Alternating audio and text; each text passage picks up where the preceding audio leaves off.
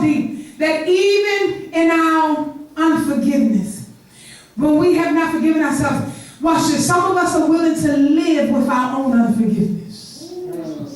Good God from Zion. Some of us are willing to, now we, in this ministry, we don't say that we fellowship, but some of us are willing to fellowship our own unforgiveness. And some of us will even marry our own unforgiveness. My God from Zion. Whew.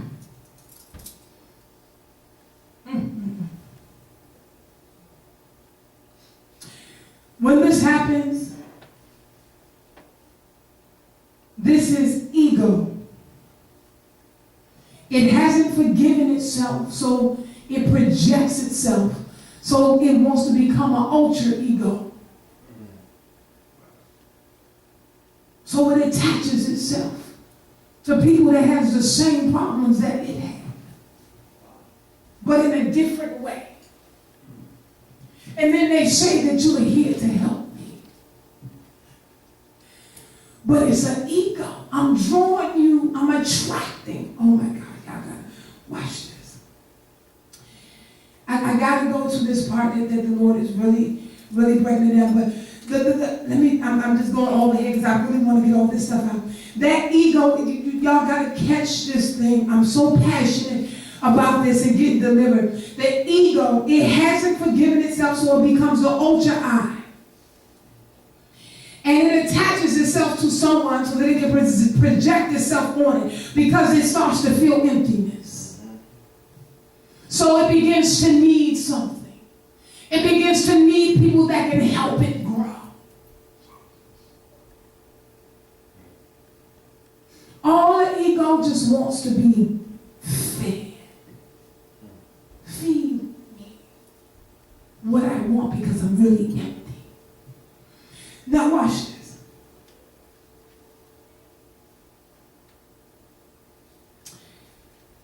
We have to understand how to begin to be spiritual beings, having a human experience, while our bodies and our senses tell us that we are separate individuals. We are fact all one. That's the power of staying in the spiritual realm. I have to look at you as one. I have to look at you as me. You're me. So if you wouldn't hurt yourself, then you wouldn't hurt me. That's the power of staying in that spiritual realm. That's that greater work. That's that greater work. Now watch this. So then how we judge us determines what we will allow in our life. And you can't judge correctly if you haven't forgiven yourself. Look, I'm telling you, I'm done. I'm done. If you have not forgiven oneself, there's no way in the world that you can judge correctly. I want to skip to this part, but I'm not. You're literally judging from your sub-personalities. You're judging from your sub-personalities. These created wounded people. They're created wounds that have made themselves eyes. Good God. Let me tell y'all something. I can't even physically stand here and minister. This thing is so heavy. This is so heavy. When I tell you that God is using me to speak, I can't even contain his words. It's no way that I can remotely express or come up with what I'm saying to you guys. You have to understand what the Lord is speaking. These sub-personalities in you, because they were wounded, create these ego eyes. And you start judging from those. Wow.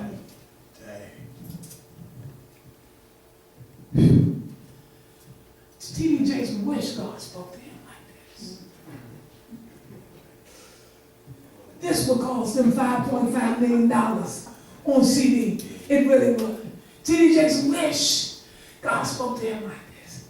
See, you're judging from the little wounds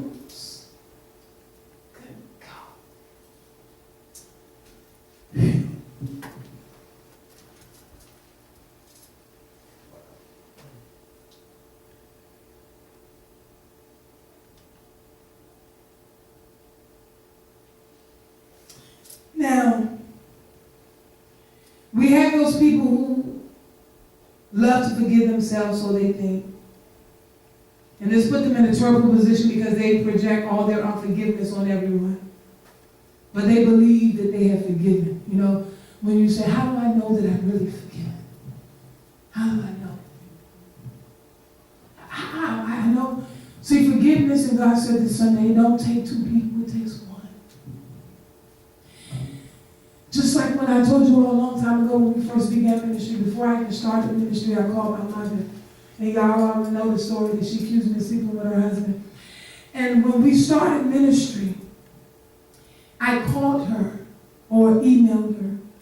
And I said that this is my last time repenting to you for anything that I've done. And I know when she got that email, she was so excited because she thought I was repenting for that. And I'm like, no, read on. For anything that I've done to you, read on.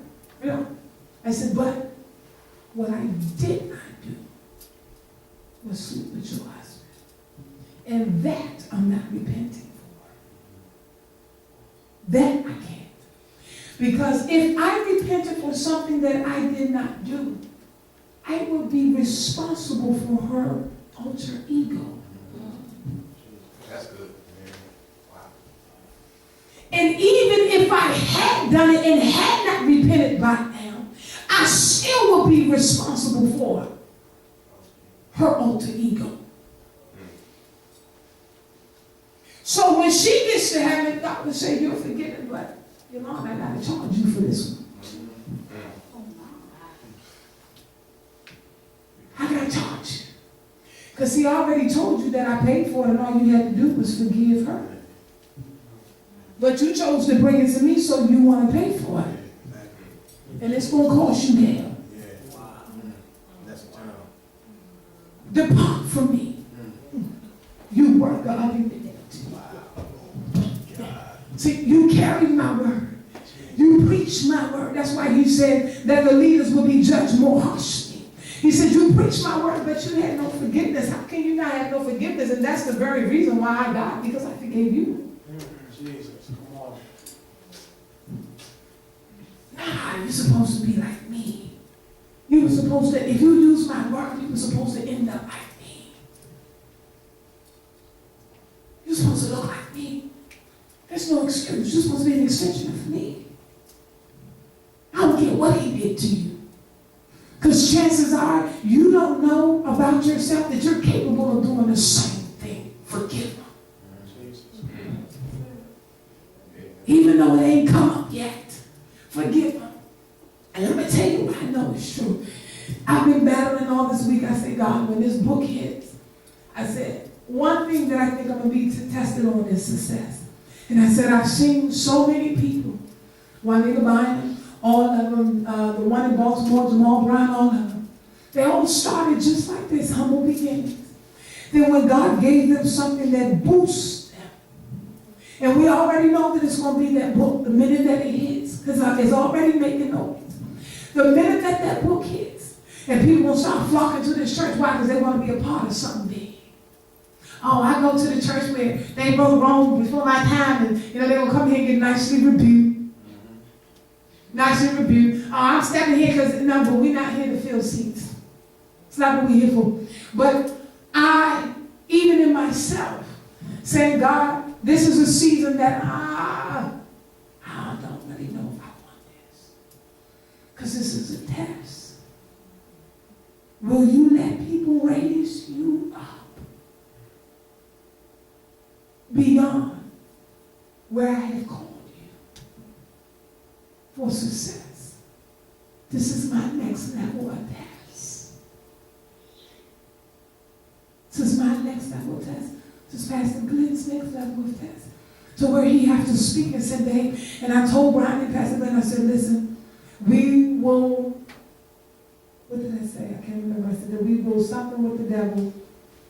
We will not let the devil buy us, but we will allow him to advertise us. He can't buy us, but he can advertise us. I don't care about him advertising us. Because we have to hold on to the rights. And rights don't mean that somebody called us and, oh, do you not know what that book that I can go to a bank and say, no, I need you to pay off my house. And I'm like, God, this is deep. Now y'all gonna see the true prophets. And I can only hope that I do the right thing. They seem to believe that I am. I can only hope. Because if we don't, we're going down. God will take us all the way down. And I think it's going to hit hardest. Now, the reason I have sharp belief, babe, that we're going to make it is because all the hell he took us through, we went through. Well, see, while all of them was having a good old time, this is when you understand and you experience that the last will be first. Come on, in the first. Come on. Will be last. We was last to be first because we were the last taking all the blows. Taking all the hits, taking all the persecution. So he allowed all of that to happen. So my mother accused me, all of that to happen so Satan can now pay us back. We've been talking about that book since '03. And when that happened with me, my mother said, this is the icing on the cake right here. This is it. People would love to get a hold of it. But the book is never meant to bring her down. The book was meant to heal her. It was meant to heal her. Now, can you imagine her going before the Lord? And she says, God, I don't forgive my daughter. And God said, you don't forgive her? What you don't forgive her for? You know, Lord. I do. You know. She slept with him. And God said, when? Let me look back at my records. I don't see this recorded. So you're going to hell for no reason? Depart from me, you worker of iniquity. See, and I want y'all to grasp this. And I have to ease this on you lightly. He said, don't take them in this too quick. You have to get to a place as spiritual beings that nothing in this world is real.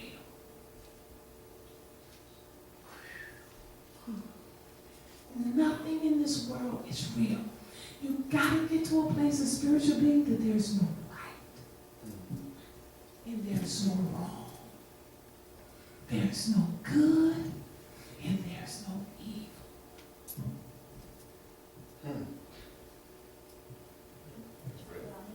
That's what this is all about. Because see, good and evil belongs to Jesus. See, when you start talking about what's good and evil, now you're being the judge. See, that's why whatever happens to you, you got to know that it was supposed to. Whatever happens, like an accident, you're supposed to. Supposed to. You're a spiritual being, right? You're not hearing, oh my God, about that. Supposed to. This is serving a purpose for my soul. This is growth for my soul. I have no business having knowledge of what's right and wrong and good or bad or evil or good. That's none of my business. Because I'm spiritual. I'm a spiritual being. Having a human experience. That's what y'all call good and evil? Wow. That's what y'all do injustice to somebody who commits murder. Y'all give them death row? Wow. Because where I am, we don't have none of that. One thing, and I'm not suggesting that you guys do it, when I get stuff to go in the mail for jury duty, at the time I got locked up for Poncho for 3 days, I always told them that I was a convict. Because I'm not about to judge